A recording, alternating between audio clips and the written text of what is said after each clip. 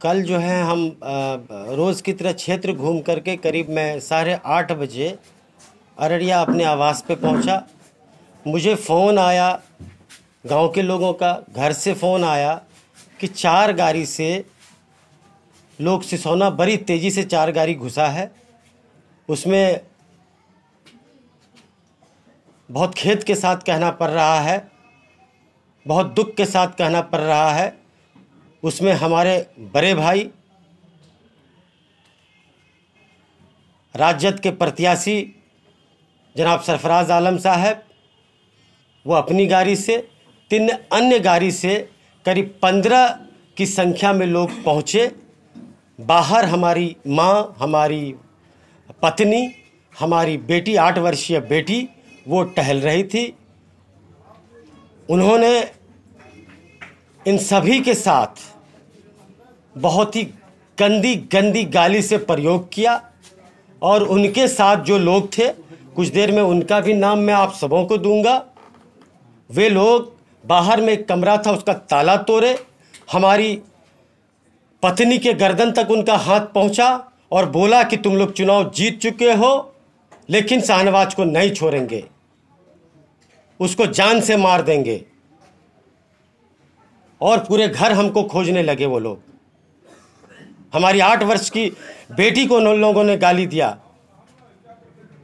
हमारी पत्नी जो है डर से बेहोश हो गई। करीब 3 बजे रात में उनको होश आया है। जब उन लोगों को प्रशासन की सूचना मिली तो सब दुम दबा के यहां से भागे। उसके बाद उसकी सूचना हमने एसपी साहब को दी, डीएसपी साहब को दी, डीएम साहब को दी, जो कि 8 थाना को दी। तमाम लोग करीब 10-11 बजे यहाँ पहुँचे। मैं भी अररिया से पहुँचा। हमने लिखित में जो है क्या कहते हैं कंप्लेन हमारी पत्नी ने दर्ज कराया। अब सवाल ये उठता है, आप साहब चुनाव पूर्व बोलते थे कि जनता मालिक है, जनता का जो निर्णय होगा वो सर्वोपरि होगा। आज जनता के फैसले को आप क्वेश्चन कर रहे हैं, उनके फैसले को ललकार रहे हैं। मैं आदरणीय तेजस्वी जी से आपके माध्यम से सवाल पूछना चाहता हूं, क्या तेजस्वी जी ऐसे प्रत्याशी से आप सीमांचल में राजद की नैया पार लगाना चाहते हैं? टिकट मिलने के बाद आप मां से आशीर्वाद लेने आए थे और उसी मां को भद्दी भद्दी गालियों से नवाजा है। उन गालियों का मैं नाम नहीं ले सकता हूं। आप बड़े भाई हैं, मैंने हमेशा आपका आदर मान सम्मान किया है। 2 दिन पहले भी ऑन रिकॉर्ड है, मैंने उनका नाम आदरणीय सम्माननीय के साथ लिया है। जब से मैं राजनीति में हूं रोज मेरे साथ कुछ ना कुछ घटनाएं हो रही है। मैंने कभी पलट के उन बातों को नहीं देखा, मैंने आगे चलना सीखा। लेकिन जब हमारी पत्नी और बच्ची और मां पे प्रहार हो रहा है तो मैं चुप नहीं बैठूंगा। और मैं खुली चेतावनी देता हूं आप लोगों के माध्यम से, अगर मेरे घर के किसी सदस्य या मेरा कोई वर्कर या मेरा कोई जो कि हाट के आम आदमी का भी बाल बाका हुआ तो इसका जिम्मेदार सिर्फ आप होंगे। मैं आपके माध्यम से प्रशासन से भी मांग करता हूं, आने वाले दिन मेरे साथ या मेरे परिवार के किसी भी सदस्य के साथ या मेरे किसी कार्यकर्ता के साथ कोई अनहोनी होती है तो ये सारे लोग जिम्मेदार होंगे। उनके साथ पप्पू पासवान का नाम था जो मेरे रात में घर में आग लगा रहा था। उनके साथ राशिक अंजुम नाम का आदमी था जो जेसीबी मेरे घर में चलाना चाहता था। उनके साथ हाजी खलील था। उनके साथ राजद का जिला युवा अध्यक्ष गौरव कुमार बिट्टू था। उनके साथ अरशद मुखिया बलवात था। ये सारे लोग मां बहन की इज्जत को नापने के लिए रात में आए थे। क्या मतलब बनता है रात के अंधेरे में 10 बजे एक माननीय विधायक के घर में जा पाके आप लोग आक्रमण कीजिएगा? मैं बिहार सरकार से न्याय की गुहार लगाता हूं, मैं बिहार के प्रशासन से न्याय की गुहार लगाता हूं और हाथ जोड़ करके जो की जनता से कहता हूं कि मुझे इंसाफ दिलाइए। बहुत शर्म की बात है, आज जितने भी लोग राजद को जो कि हाट में वोट नहीं दिए, गर्व से उनका सीना चौड़ा हो रहा है और वो लोग बोले कि मैं मेरा सही फैसला था। और साहब, जिन लोगों ने आपको वोट दिया, शर्म से उनका सर नीचा कर दिया आपने। आप परिवार के सदस्य हैं, आप बड़े हैं, आप आदरणीय हैं। अगर किसी तरह की कोई तकलीफ थी, हम सारे लोग बंद कमरे में बैठ के बात कर सकते थे। आपने तो अति कर दिया। हम तो सम्मान देते रहे। और आपकी बेटी है, इधर आओ। यह 8 वर्षीय मेरी बेटी है, क्या उनकी बेटी नहीं है? इसको मां बहन लगा के गाली दिया गया।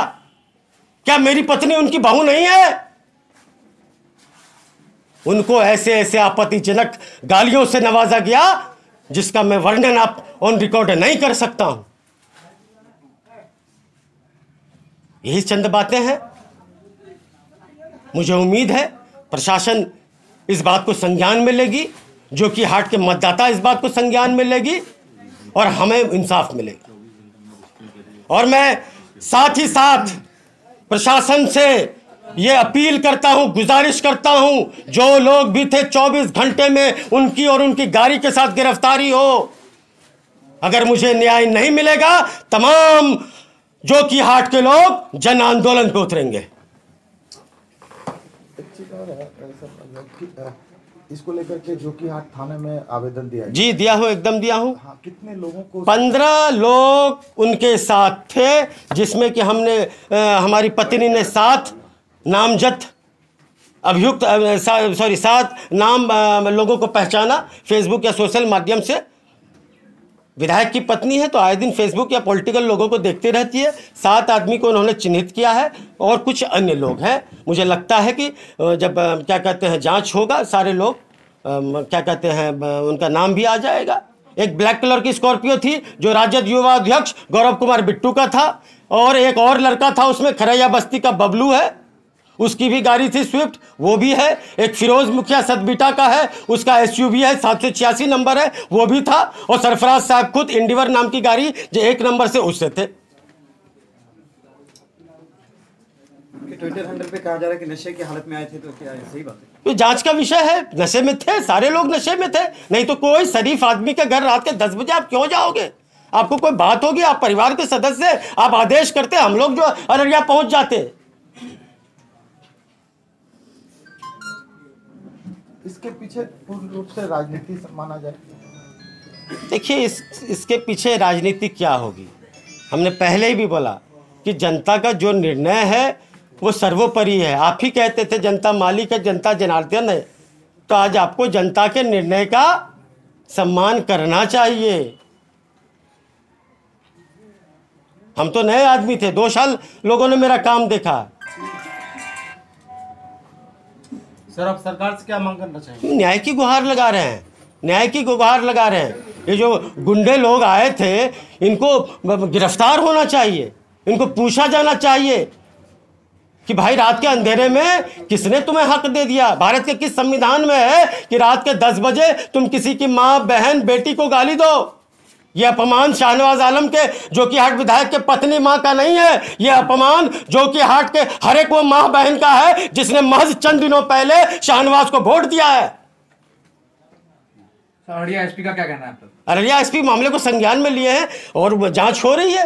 और मुझे उम्मीद ही नहीं, पूर्ण आशा है कि शाम तक गिरफ्तारी होगी।